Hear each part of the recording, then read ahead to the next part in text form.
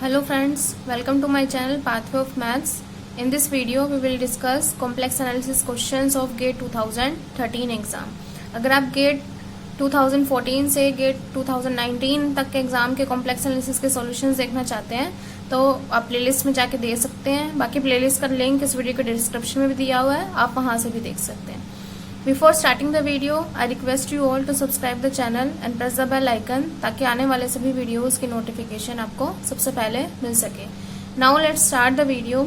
The first question of GATE 2013 exam of complex analysis is the coefficient of z minus pi whole square in the Taylor series expansion of function f of z.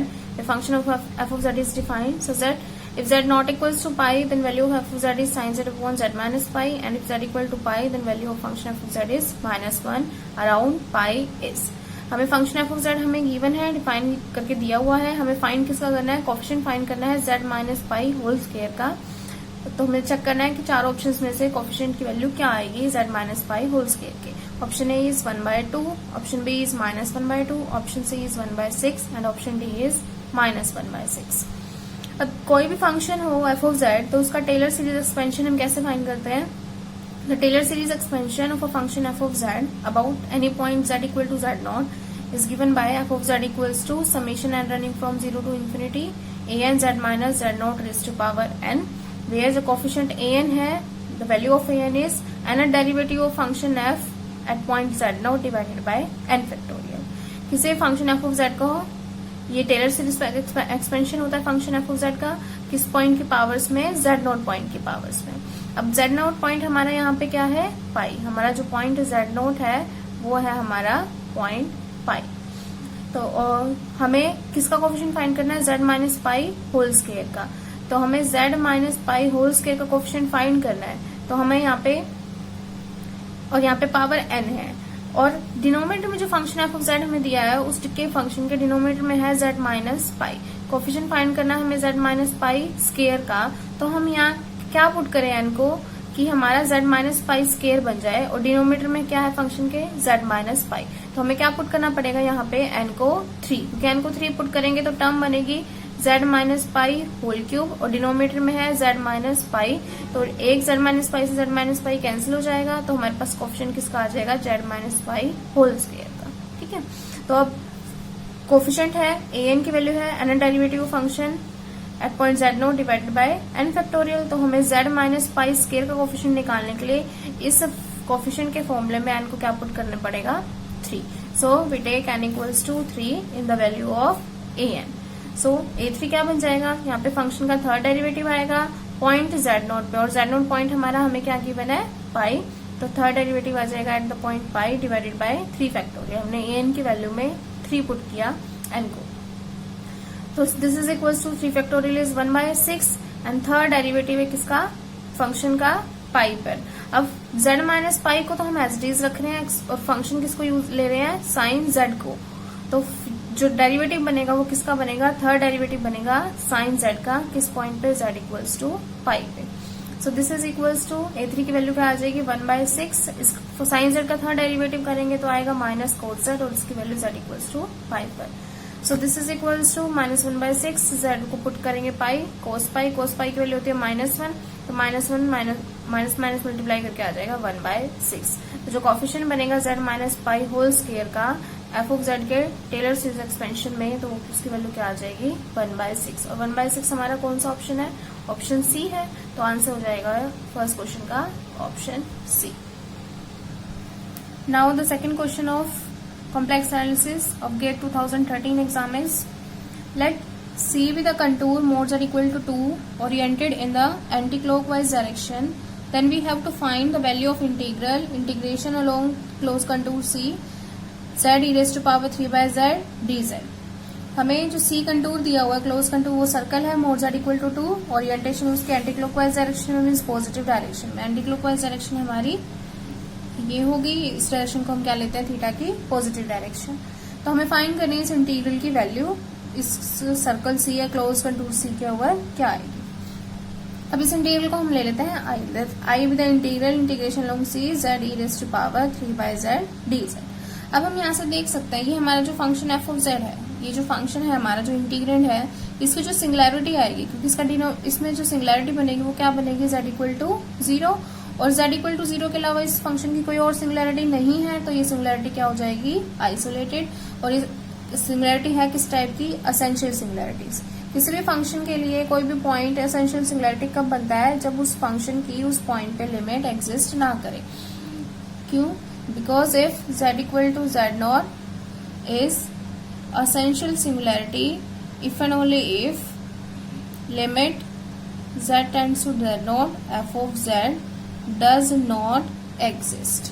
अगर limit function की z0 point पे exist नहीं करती तो वो z0 function की essential singularity बनती है। और यहाँ पे z इक्वल टू 0 के अलावा कोई सिंगुलैरिटी नहीं है फंक्शन की, तो ये सिंगुलैरिटी कैसे हो जाएगी, आइसोलेटेड।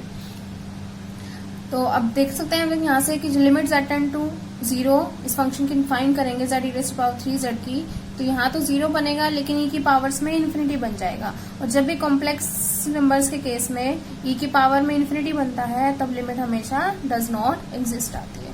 तो लिमिट डज नॉट एग्जिस्ट चाहिए z इक्वल टू 0 पे, तो इस इंटीग्रल के लिए इस फंक्शन के लिए जो z इक्वल टू 0 है वो एसेंशियल सिंगुलैरिटी है। अब एसेंशियल सिंगुलैरिटी है तो हम इस फंक्शन का रेजिड्यू फाइंड करने के लिए एक्सपेंशन यूज करेंगे। तो हम पहले फंक्शन एफ ऑफ जेड को एक्सपैंड करते हैं in powers of Z. Function F of Z हमें गिवन है z इंटू e⁻³ जेड को एज इट इज रखा, और यहाँ पे e⁻² का एक्सपेंशन हमने यूज किया।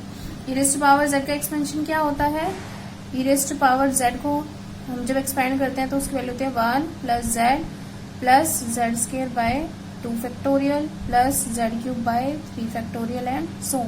हमारे यहाँ z के प्लेस पे क्या है, 3/z, तो यहाँ पे z को रिप्लेस करेंगे 3/z से, तो एक्सपेंशन आ जाएगा 1 plus 3/z 1/2 factorial z² means 3/z का होल स्क्वायर एंड सो।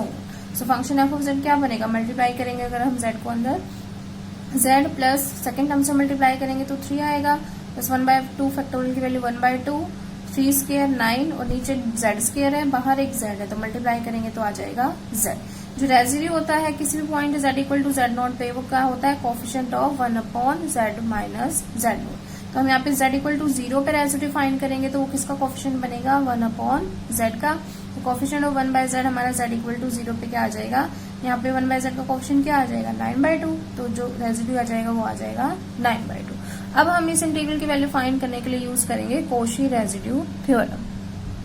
अब कॉची रेजिड्यू थ्योरम से हम इस इंटीग्रल की वैल्यू निकालेंगे। कॉची रेजिड्यू थ्योरम क्या होती है, 2π iota into sum of residue at any singularity which lie inside the contour C. अब हमारी जो फंक्शन इंटीग्रल, ये फंक्शन था एफ ऑफ जेड, इसकी सिंगुलैरिटी z इक्वल टू 0 और z इक्वल टू 0 हमारी जो singularity z equal to 0 singularity और z इक्वल टू 0 हमारी इस कंटूर C में, C कंटूर है मोड z इक्वल टू 2, तो इस कंटूर के अंदर हमारी लाई कर रही है, तो हम यहाँ से कॉची रेजिड्यू थ्योरम यूज कर सकते हैं। तो कॉची रेजिड्यू थ्योरम से क्या आ जाएगा, 2π iota into residue function F of Z at z point at z equal to 0। Residue की वैल्यू क्या आई थी हमारी 9/2, 2 से 2 कैंसिल हो जाएगा तो वैल्यू आ जाएगी 9π आयोटा, और 9π आयोटा हमारा कौन सा ऑप्शन था, ऑप्शन डी, तो आंसर आ जाएगा सेकेंड क्वेश्चन का option D. Now, third question of GATE 2013 exam, and this is a complex analysis question. The image of the region Z belongs to C such that real Z is greater than imaginary Z greater than 0 under the mapping Z tends to e⁻² mapping हमें define करके दे रखी है कि mapping क्या है, f of z is equal to e⁻²। तो हमें find करना है इस मैपिंग के अंदर इस रीजन की इमेज क्या आएगी। ऑप्शन ए गिवन है W belongs to C such that real part of W greater than 0, imaginary part of W greater than 0. Option B is W belongs to C such that real part of W greater than 0 and imaginary part of W greater than 0 and mod W greater than 1. Option C is W belongs to C such that mod W is greater than 1 and option D is W belongs to C such that imaginary part of W greater than 0 and mod W is greater than 1. तो check करते हैं, हम solve करते हैं solution को, question को। जो mapping हमें दी हुई है वो है f of z equal to e⁻²। F of Z को हम ले लेते हैं W, तो मैपिंग आ जाएगी W is equal to e⁻², जहाँ पे जो W होता है where this w is u plus iota v and z is x plus iota v। अब हम वैल्यू पुट करते हैं w और z की, तो w को पुट किया हमने u प्लस आयोटा v और z को पुट किया x प्लस आयोटा y। ये बनेगा e raised to power x plus iota y whole square. यहाँ पे एक्सपेंशन यूज आइडेंटिटी यूज की है प्लस b होल स्क्वायर, तो बना e raised to power x square minus y square plus 2 iota xy। अब हम दोनों साइड लोगैरिथम लेते हैं, तो यहाँ बनेगा log of u plus iota v और यहाँ पे आ जाएगा log e की वैल्यू 1 होती है, तो जो टर्म आई वो आ जाएगी x के minus y square plus 2 iota xy। अब हम logarithm of this complex number find करते हैं। अगर z हमारा कोई भी complex number x plus iota y होता है तो उसकी log वैल्यू ऑफ z किसके इक्वल होती है, logarithm of modulus of z plus iota argument of z। तो यहाँ से z के प्लेस में हमारा जो पॉइंट है वो u प्लस आयोटा v है, तो बनेगा logarithm of modulus of u plus iota y plus iota argument of z। z means u plus iota y और राइट हैंड साइड वाली term as it is. Because इस term complex number का modulus find करेंगे तो इसकी value आ जाएगी under root of u square plus v square logarithm as it is plus iota, और आर्गुमेंट फाइंड करेंगे तो आ जाएगा tangent inverse imaginary part divided by real part is equals to right hand side term as it is. ये power 1/2 है, इसको हम आगे लिया है 1/2 log of u square plus v square plus iota tangent inverse p by u is equal to right hand side. अब हम दोनों साइड रियल पार्ट्स इक्वेट कर रहे हैं। रियल पार्ट्स को जब इक्वेट करेंगे तो यहाँ पे रियल पार्ट ये टर्म है और यहाँ रियल पार्ट की value x square minus Y square, तो 1/2 log of u square plus v square is equal to x square minus Y square. अब हमें जो रीजन गिवन था वो रीजन हमारा क्या था, जो रीजन हमें गिवन था वो था real z is greater then imaginary z is greater than 0। अब देखो रियल z इमेजिनरी z से ग्रेटर देन है, हमें ये रीजन गिवन है। रियल z होता है x, real part of z, अगर z हमारा x प्लस आयोटा y है तो इसका रियल पार्ट x है और इमेजिनरी पार्ट y है। तो यहाँ से x is greater then y and greater than 0, तो x y से ग्रेटर है तो x के ग्रेटर देन y स्क्वायर होगा, तो यहाँ से x square minus Y square क्या आ जाएगा greater than 0 means this is a positive number. So यहाँ से x square minus Y square greater than 0 है, that means this term is greater than 0। तो यहाँ से 2 को ले जाएंगे 0 आ जाएगा, तो log of u square plus v square is greater than 0।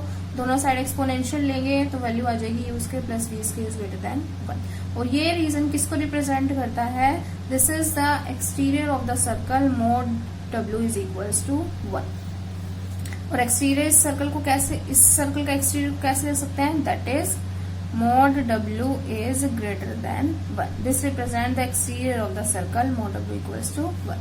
So जो हमारा given reason था उसकी इमेज हमारी क्या आ गई, w belongs to C such that mod w is greater than 1। और ये ऑप्शन हमारा कौन सा है,